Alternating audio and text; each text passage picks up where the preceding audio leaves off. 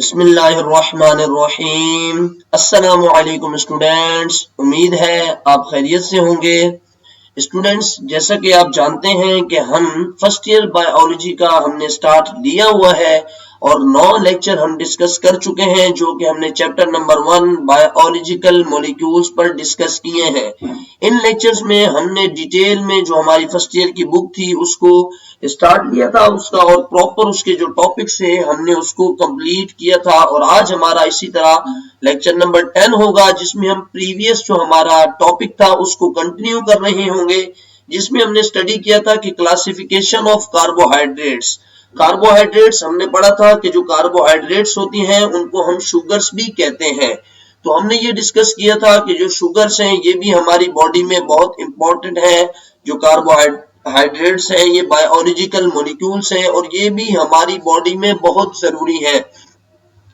अगर आपने वो लेक्चर नहीं देखा तो काइंडली आप पहले उसको देख लें, ताकि आपको कार्बोहाइड्रेट्स की सही तरह समझ में आ जाए आपको कार्बोहाइड्रेट्स। उसके बाद आप इस लेक्चर पे आइएगा।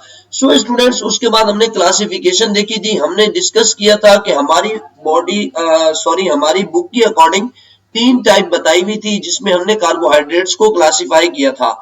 एक तो थी मोनोसेकेराइड, यानी ऐसे जो शुगर के मॉलिक्यूल्स थे, या ऐसी शुगर्स जो सिर्फ और सिर्फ एक शुगर के मॉलिक्यूल पर मुश्तमिल हो, या वो सिर्फ और सिर्फ एक ही शुगर से मिलकर बनी हो, हम उन्हें कहते हैं ये मोनोसेकेराइड्स हैं।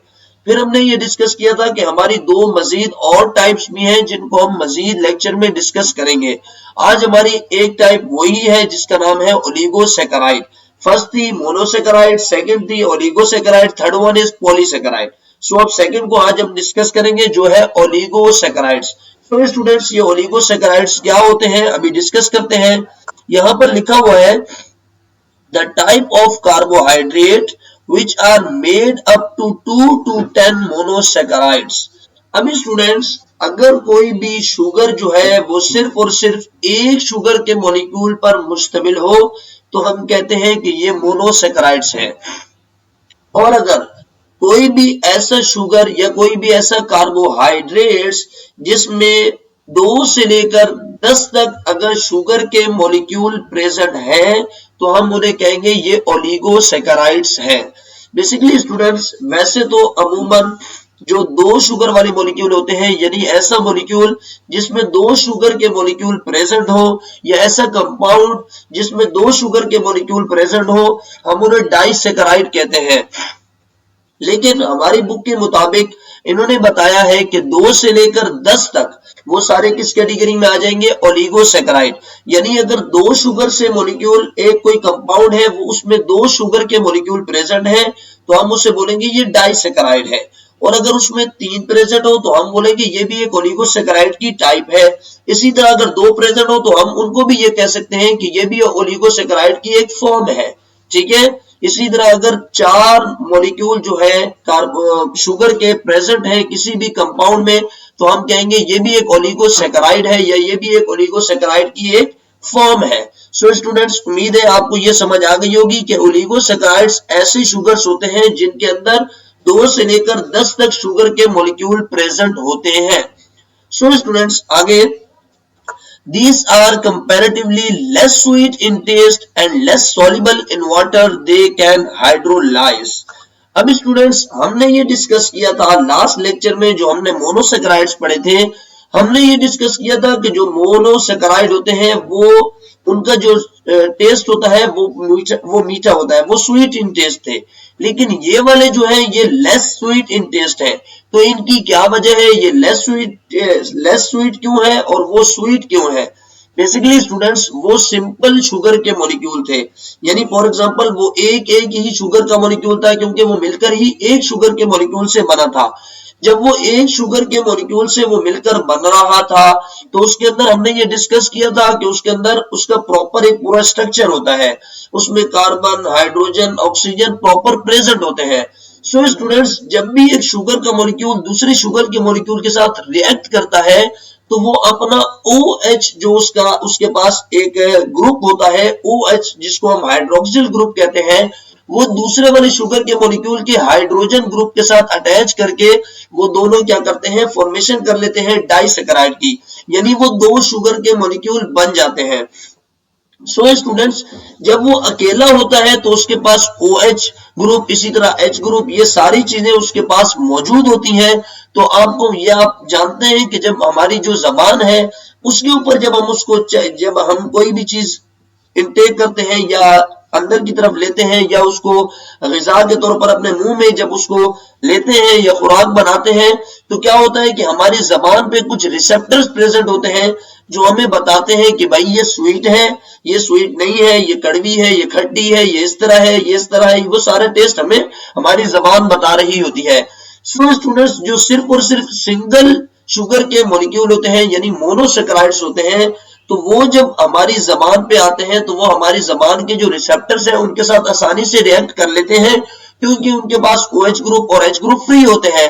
दैट्स व्हाई हमें उनका स्वीट टेस्ट आ रहा होता है। जबकि अगर इन ओलिगोसेकेराइड्स की बात की जाए तो इन ओलिगोसेकेराइड्स में बहुत सारे शुगर के मॉलिक्यूल प्रेजेंट है, लाइक 4 हो, 5 हो, 6 हो। तो ये बहुत सारे शुगर्स के मॉलिक्यूल हैं जो आपस में जुड़े हुए हैं।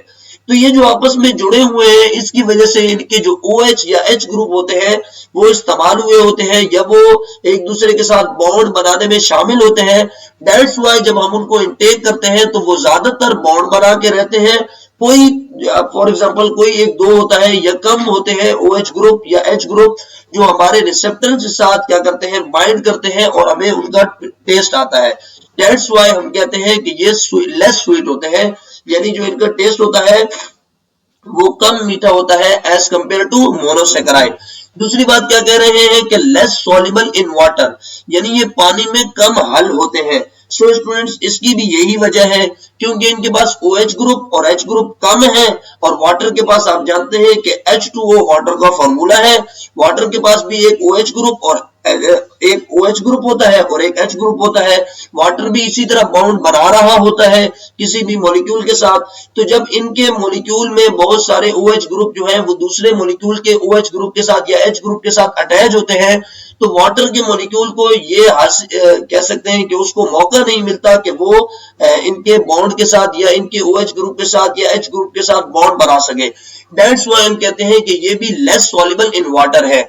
जबकि मोनोसेकेराइड के पास OH ग्रुप और H ग्रुप प्रेजेंट होता है। दैट्स व्हाई वो जो है वो आसानी से क्या कर लेते हैं, वो आसानी से सॉल्युबल इन वाटर होते हैं, यानी बहुत आसानी से वाटर में हल हो जाते हैं। जबकि ओलिगोसेकेराइड वाटर में हल नहीं हो सकते क्योंकि इनके OH ग्रुप और H ग्रुप क्या होते हैं, बॉन्ड बनाए हुए होते हैं, फ्री नहीं होते। They can hydrolyse. Basically students, यहाँ पे एक लफ्ज इस्तेमाल हुआ है हाइड्रोलाइज। सो हाइड्रोलाइज से मुराद क्या होती है? मैंने आपको बताया था कि हाइड्रोलिसिस एक ऐसा प्रोसेस होता है जिसमें वाटर को ऐड किया जाता है और किसी चीज की ब्रेक डाउन किया जाता है। तो हाइड्रोलाइज से मुराद है कि इनका टूट जाना वाटर की प्रेजेंस में। तो ये कह रहे हैं कि ये दे कैन हाइड्रोलाइज, यानी ये जो ओलिगोसेकेराइड्स होते हैं ये टूट सकते हैं। अब फॉर एग्जांपल स्टूडेंट्स, ये कैसे टूट सकते हैं मैं आपको एक डायग्राम में समझा देता हूं। देखिए फॉर एग्जांपल, अगर ये एक हमारे पास एक चीज प्रेजेंट है, देखिए ये एक हमारे पास फॉर एग्जांपल एक डाइसेकेराइड है, यानी इसमें दो शुगर के मॉलिक्यूल प्रेजेंट है। अगर हम यहाँ पर वाटर की एडिशन करें तो क्या होगा कि यहाँ से ये वाला बॉन्ड टूट जाएगा। जैसा कि आप यहाँ देख सकते हैं कि ये जब OH और H ग्रुप जब एडिशन हुआ था वाटर का, वाटर हमने ऐड किया था तो क्या हुआ था, वाटर हमने ऐड किया था तो उसने क्या किया था, यहाँ से ये OH ग्रुप और H ग्रुप यहाँ से रिलीज होके वाटर की फॉर्म में रिलीज हो गया था, यानी यहाँ पर OH ग्रुप और H ग्रुप रिलीज हुआ था और क्या हुआ था, इन दोनों ने बॉन्ड बना लिया था।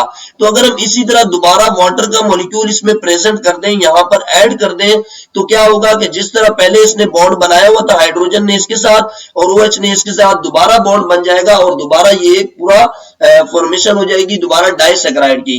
तो ये यही कह रहे हैं कि ये दे कैन हाइड्रोलाइज, यानी अगर इनको तोड़ा जाए, इनके अंदर वाटर को ऐड किया जाए तो क्या होता है कि ये टूट जाते हैं शुगर के मॉलिक्यूल में। लाइक अगर 5 फॉर एग्जांपल हमारे पास शुगर के मॉलिक्यूल है, एक 5 शुगर वाला ओलिगोसेकेराइड है, उसमें हमने क्या किया, उसमें हमने क्या कर दिया, वाटर की एडिशन की।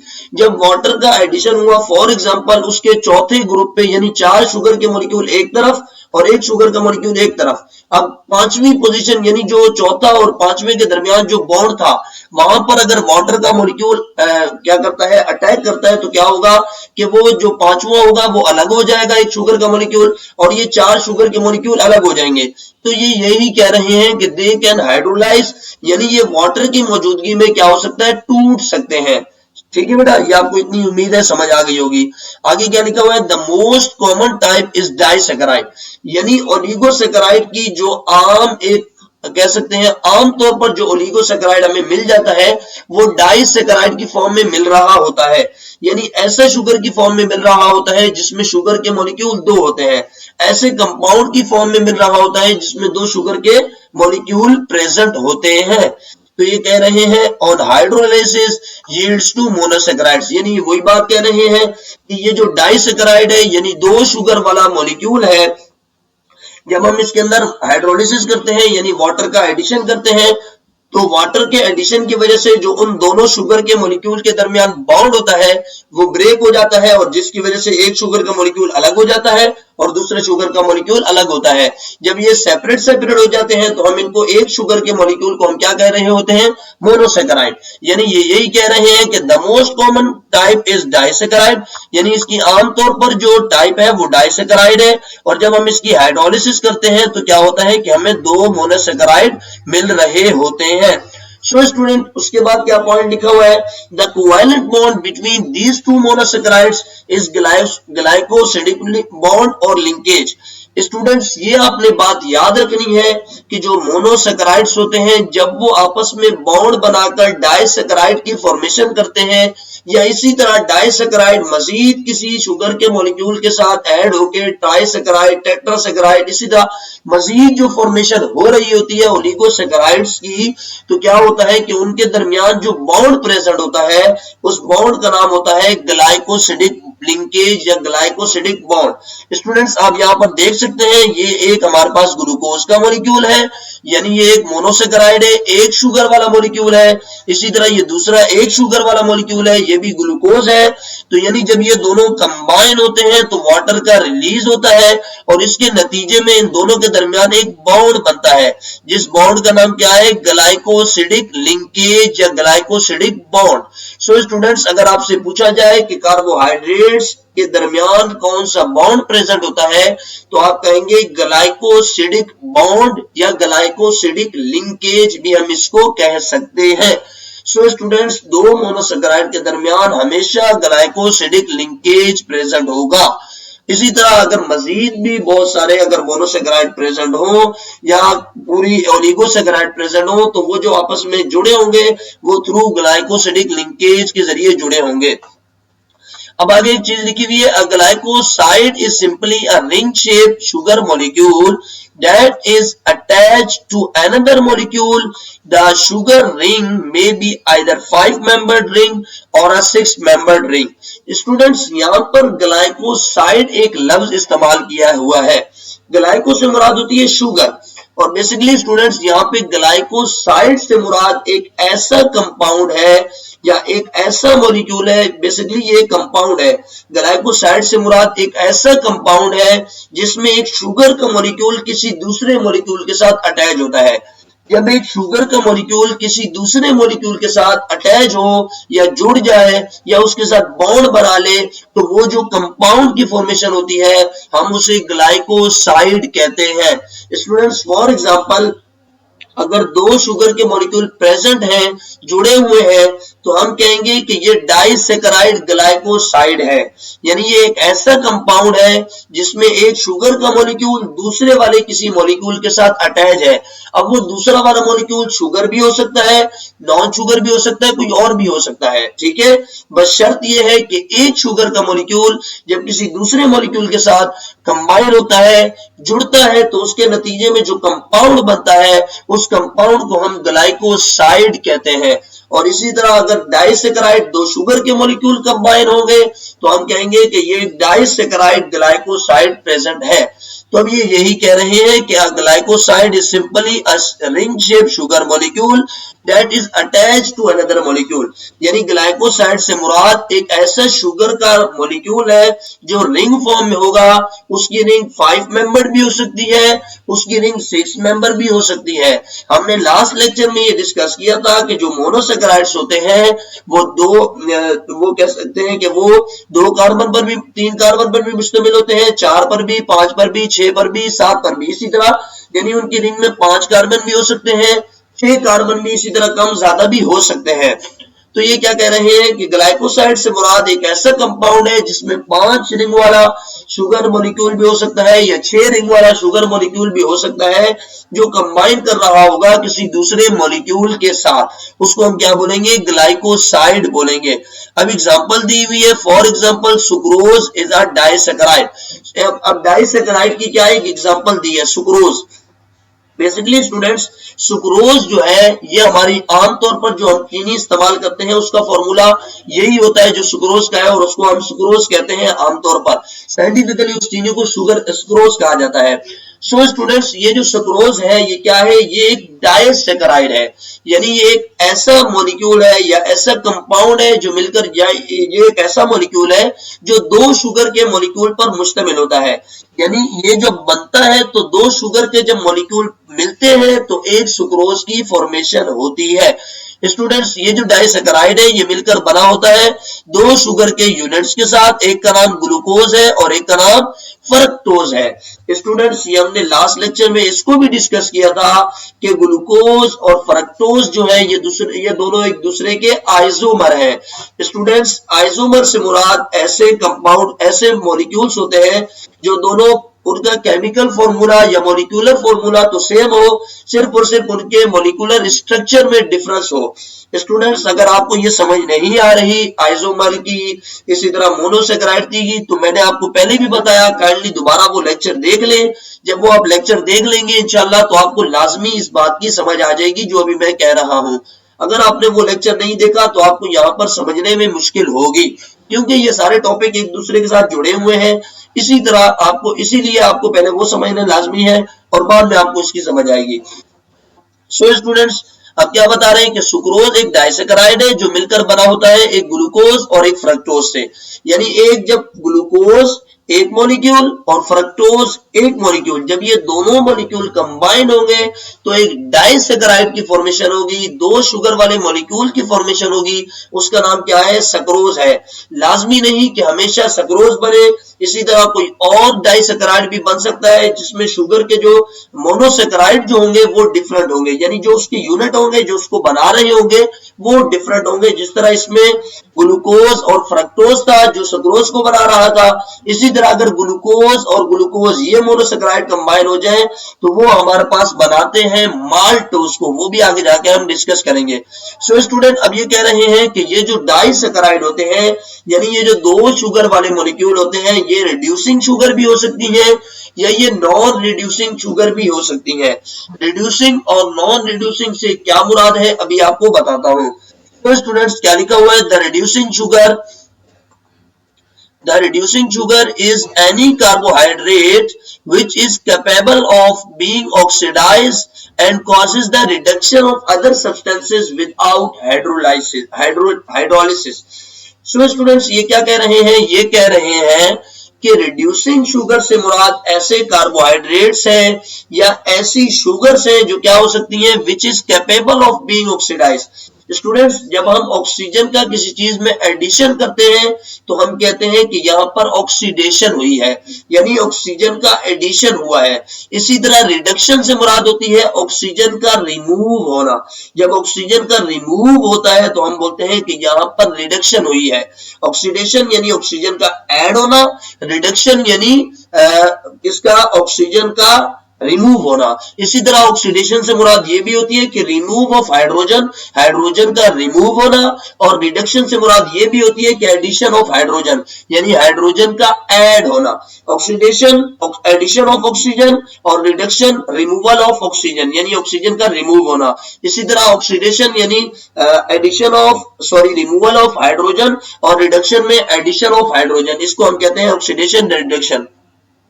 स्टूडेंट्स, रिड्यूसिंग शुगर वो शुगर्स हैं या वो कार्बोहाइड्रेट्स हैं जिनके पास, अब देखें, अब मैंने आपको बताया था कि इनके स्ट्रक्चर में क्या होगा, इनके स्ट्रक्चर में OH या H ग्रुप प्रेजेंट होंगे। तो स्टूडेंट्स, ये जो रिड्यूसिंग शुगर होती है, अभी यहाँ आगे लिखा हुआ है, मैं आपको जब अगली लाइन पढ़ता हूँ तो आपको वहां पे फिर इसको एक्सप्लेन करता हूँ। अभी इनकी जो एक्सप्लेनेशन है वो आगे लिखी हुई है। अब ये कह रहे हैं it is due to the presence of free aldehyde और free ketone group, example are maltose, lactose, etc। यानी ये कह रहे हैं कि ये जो डाइसैकेराइड है ये जो रिड्यूसिंग शुगर है ये किस बिना पर है, क्योंकि इनके पास फ्री एल्डिहाइड और कीटोन ग्रुप होते हैं, जिसकी वजह से ये क्या होता है, जिसकी वजह से ये दूसरे मॉलिक्यूल को रिड्यूस कर देते हैं और खुद को ऑक्सीडाइज कर देते हैं। ये आपको समझ नहीं आई होगी, मैं अभी आपको समझाता हूं, वेट करें। स्टूडेंट्स, हमने ये डिस्कस किया था कि जो मोनोसेकेराइड होते हैं उनके पास या एल्डिहाइड ग्रुप प्रेजेंट होता है या कीटोन ग्रुप प्रेजेंट होता है। स्टूडेंट्स, एल्डिहाइड ग्रुप मैंने आपको लास्ट लेक्चर में बताया था। एल्डिहाइड ग्रुप ऐसा ग्रुप होता है जिसमें कार्बन और डबल बॉन्ड ऑक्सीजन प्रेजेंट होता है, एक तरफ हाइड्रोजन और एक तरफ कार्बन की लंबी चेन प्रेजेंट होती है। ऐसे ग्रुप को हम एल्डिहाइड ग्रुप बोलते हैं, जिसमें कार्बन के साथ डबल बॉन्ड ऑक्सीजन हो और एक तरफ हाइड्रोजन और एक तरफ लंबी चेन कार्बन की मौजूद हो, तो हम उसको क्या बोलते हैं कि ये हमारे पास एक क्या है, एल्डिहाइड ग्रुप है। इसी तरह कीटोन ग्रुप वो ग्रुप होता है जिसमें कार्बन और डबल बॉन्ड ऑक्सीजन प्रेजेंट हो, एक तरफ कार्बन की चेन मौजूद हो और दूसरी तरफ भी कार्बन की चेन मौजूद हो। अगर एक तरफ कार्बन की चेन और एक तरफ H ग्रुप प्रेजेंट होगा तो वो एल्डिहाइड, और अगर दोनों तरफ कार्बन की चेन प्रेजेंट होगी तो वो कीटोन ग्रुप होगा। अब स्टूडेंट्स, हमने ये डिस्कस किया है कि मोनोसेकेराइड में OH ग्रुप भी बहुत प्रेजेंट होते हैं, H भी बहुत प्रेजेंट होते हैं, और इसी तरह इनके पास फ्री एल्डिहाइड ग्रुप भी प्रेजेंट होते हैं, कीटोन ग्रुप भी प्रेजेंट होते हैं। अब स्टूडेंट्स देखें, जितने कम वो बॉन्ड बनाएगा, कि जितने वो कम शुगर के मॉलिक्यूल जुड़े होंगे, उतने ही कम उनके OH ग्रुप या H ग्रुप इस्तेमाल हुए होंगे। सो स्टूडेंट्स, अब डाइसेकेराइड में सिर्फ और सिर्फ 2 शुगर के मॉलिक्यूल मिल रहे हैं, तो इससे उनका एक ही OH ग्रुप और H ग्रुप इस्तेमाल हो रहा है, जबकि बाकी उनके पास मौजूद है OH ग्रुप, H ग्रुप। यानी ये रिड्यूसिंग शुगर है जो मजीद भी किसी चीज के साथ रिएक्ट कर सकती है। जब मजीद किसी चीज के साथ रिएक्ट करेंगी तो उनसे ऑक्सीजन ग्रुप को या ऑक्सीडाइज हो जाएंगी, यानी उनसे ऑक्सीजन को ले लेंगी, और जब उनसे ऑक्सीजन को ले लेंगी तो वहां ऑक्सीजन की कमी हो जाएगी, तो वो वाला ग्रुप जो होगा वो रिड्यूस हो जाएगा। तो यहाँ पर यही बात बता रही है कि रिड्यूसिंग शुगर ऐसे कार्बोहाइड्रेट होते हैं जो खुद ऑक्सीडाइज हो जाते हैं, यानी खुद ऑक्सीजन ले लेते हैं और दूसरों को रिड्यूस कर देते हैं, उनसे ऑक्सीजन ले लेते हैं। दैट्स व्हाई वो रिड्यूस हो जाते हैं और ये ऑक्सीडाइज हो जाते हैं। और ये किस वजह से होता है, क्योंकि इनके पास फ्री एल्डिहाइड और फ्री कीटोन ग्रुप मौजूद होता है, जो बॉन्ड बनाने में शामिल उस वक्त नहीं हुआ होता, और वो बाद में किसी और चीज के साथ रिएक्शन करके उसको रिड्यूस कर देता है और खुद ऑक्सीडाइज हो जाता है। सो स्टूडेंट्स, आगे क्या लिखा हुआ है, द नॉन रिड्यूसिंग शुगर, पहले रिड्यूसिंग शुगर बताया, अब नॉन रिड्यूसिंग शुगर ऐसी शुगर होती है जो बॉन्ड बनाकर, जो पहले ही बॉन्ड बनाए होती है, उनको मजीद बॉन्ड बनाने की जरूरत नहीं होती, या वो मजीद किसी और के साथ बॉन्ड नहीं बना सकती, क्योंकि जो उनके एल्डिहाइड ग्रुप और कीटोन ग्रुप जो होते हैं वो उनके पास क्या कहते हैं, फ्री नहीं होते, यानी उनके पास फ्री हालत में नहीं होते कि वो किसी और के साथ बॉन्ड बना सके। इस वजह से हम उन्हें नॉन रिड्यूसिंग शुगर कहते हैं। ऐसी शुगर्स जो किसी और के साथ बॉन्ड बना सके और उसको रिड्यूस कर दे, खुद ऑक्सीडाइज हो जाए, उन्हें हम रिड्यूसिंग शुगर कहते हैं। और ऐसी शुगर्स जो दूसरों के साथ बॉन्ड ना बना सके, उनको रिड्यूस ना कर सके और खुद ऑक्सीडाइज ना हो सके, उन्हें हम नॉन रिड्यूसिंग शुगर कहते हैं।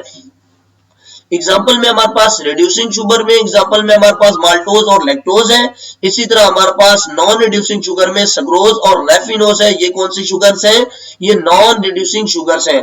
अब स्टूडेंट्स, आगे क्या लिखा हुआ है, लिविंग ऑर्गेनिज्म स्पेशली, अब यहाँ पे एग्जाम्पल दी हुई है, क्या बताया हुआ है कि ऐसे जानदार जो होते हैं, खासतौर पर प्लांट जो होते हैं, वो क्या करते हैं, वो शुगर को ट्रांसपोर्ट करने के लिए सुक्रोज का इस्तेमाल करते हैं। Transport their sugar from sucrose source to sink, यानी ये कह रहे हैं कि कोई भी ऑर्गेनिज्म ऐसा है, खास तौर पर प्लांट हो गए, वो क्या करते हैं, आप तो ये जानते हैं कि फोटोसिंथेसिस के प्रोसेस के जरिए क्या बन रही होती है, ग्लूकोज। अब ग्लूकोज जो है वो एक रिड्यूसिंग शुगर है, यानी अगर वो ट्रेवल करें, उसको अगर अपने मकसद पे पहुंचाए, जहां पे उनको पहुंचाना है, जहां से उसको एनर्जी हासिल करनी है, तो वहां पर पहुंचाते हुए क्या होगा कि रास्ते में वो किसी और के साथ बॉन्ड बना लेगी, और क्या होगा, बॉन्ड बनाने के जरिए वो हो जाएगा कि वो दूसरी चीज हो जाएगी, वो रिड्यूस हो जाएगी और ये ऑक्सीडाइज होगी, यानी इनका प्रॉपर काम नहीं हो पाएगा। इस वजह से पौधे क्या करते हैं, पौधे जो होते हैं, अब देखिए सोर्स से मुराद वो चीज होती है जहां वो चीज बनाई जा रही है। यानी सोर्स वो जगह है जहां पर शुगर की फॉर्मेशन होगी और सिंक वो जगह है जहां पर वो चीज इस्तेमाल होगी। लाइक सोर्स हमारे पास पौधों में लीफ होती है जहां पर क्या बनाई जा रही होती है, जहां पर आप जानते हैं फोटोसिंथेसिस के प्रोसेस के जरिए ग्लूकोज बनाई जा रही होती है।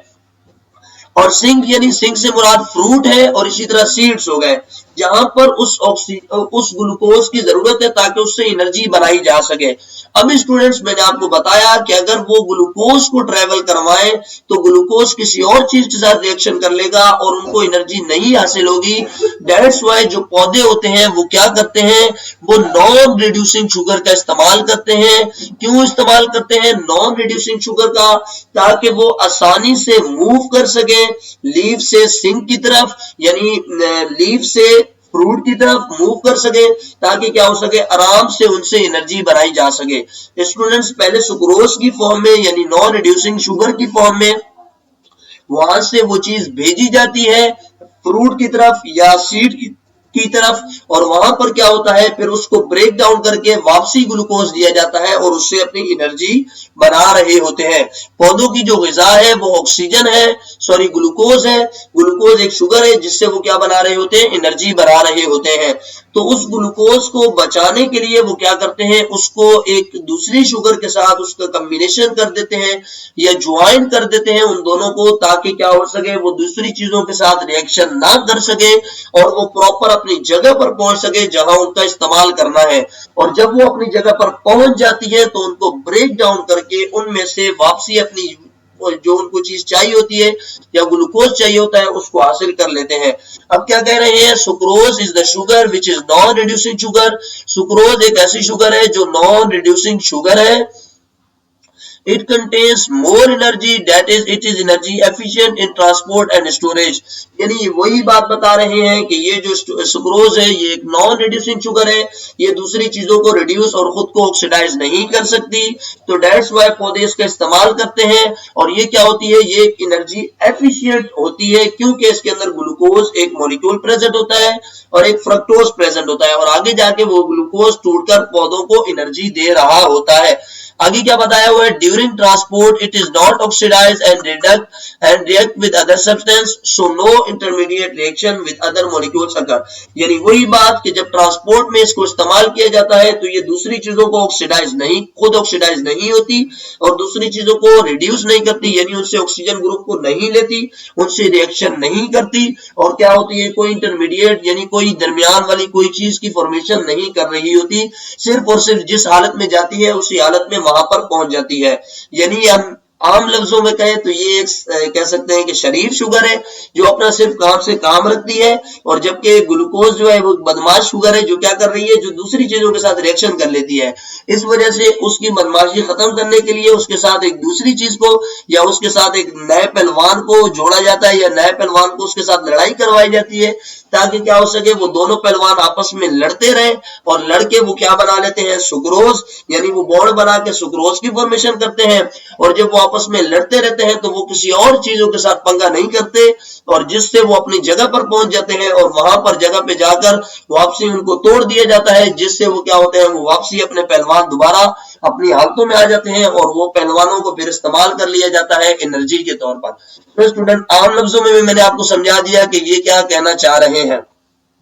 अब दीजिए आप अपने मेजबान मोहम्मद मुदस्सिर हुसैन को इजाजत।